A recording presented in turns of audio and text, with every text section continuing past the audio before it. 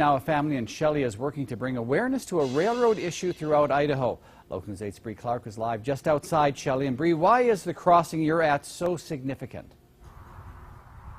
Well, Jay, this crossing has led to these crosses. These crosses mark 7 lives that the Shelley community has lost. And although this isn't the largest number of deaths that have happened on crossings in eastern Idaho, they say that they don't want any more lives to be sacrificed. My brother was a pretty good kid.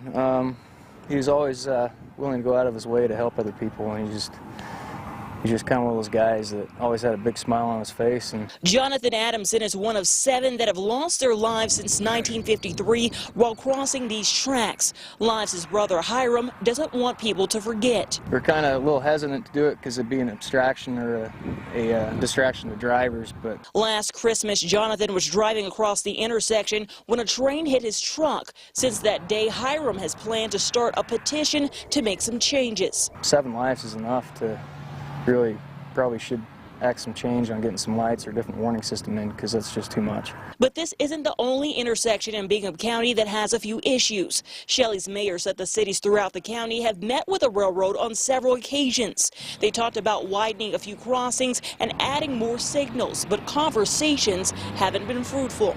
All cities have the same problem. Now, some of them are a little bit bigger problems than others, but we all have the same problem. So our philosophy was if we met as a group, then we would have a bigger voice. But that hasn't worked out yet. But Operation Lifesaver says it's worked to stop this. Our mission is ultimately to reduce the number of incidences to 0. We at Idaho Operation Lifesaver are very passionate about this. We are committed to improving rail safety in the state. And Operation Lifesaver says that they have worked with the railroad as well as the Idaho Transportation Department to do studies on crossings like this. Now they do the study, they get the statistics of how many accidents they have, and then they compile that to make an action plan. Now they have limited resources, so they say most of those resources go to crossings that have been impacted the most, but they're working to make sure that they get to these smaller crossings that have had a small amount of incidents as well. For now, live in Bingham County, I'm Bree Clark. Thanks, Bree.